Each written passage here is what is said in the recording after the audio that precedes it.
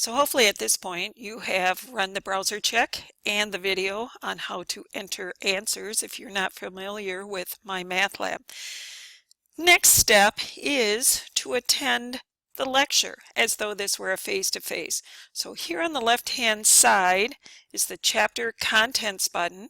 Since this is the beginning of the course, we'll choose chapter 1, section 1.1. But let me make one note here. This first button below the chapter 1 has video notebook, and if I click on that, this will take me to a link to a PDF, which is a fill-in-the-blank lecture notes that go along with not only the textbook but also the videos.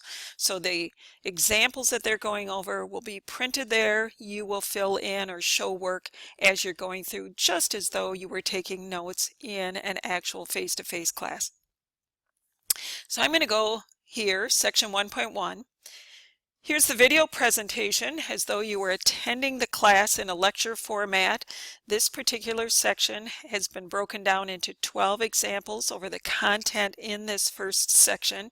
I click on the first example, and here's the video that's showing me how to graph and label points. I'd work my way through these, and again, if you have a printout of that lecture notes, is very helpful as you're viewing the videos so that you have a record of what you've been viewing and the material that's covered. So I'm going to close this window.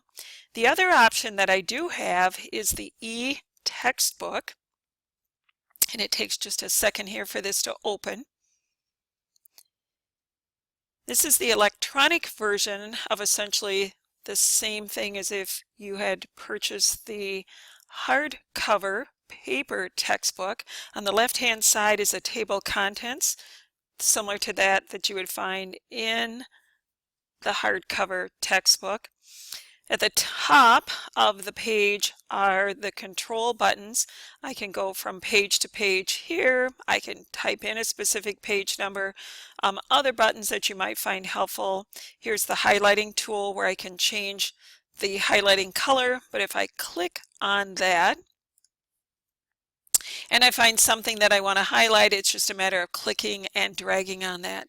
You can also, here is a note tool that you, instead of writing in the margins, you click on the note tool in the location that you want it and then type what you normally would have handwritten in the margin of a book, and other choices as far as enlarging the text and so on. So just as though it were a textbook, it's laid out the same, scrolling down through, reading the information that's presented, go to the next page. And what's different here with the e-textbook that you don't find in paper copy is, as I'm going through the material under example 1, if you notice over here we have an icon. This icon will also take you to that video lecture that I was just at a minute ago. So there's another one here that is also playing an animation. So you have an option of whether you want to start with the textbook, reading through the material, and if it's something that's not clear, then looking at the video, or just sitting down for the show and watching the video lectures.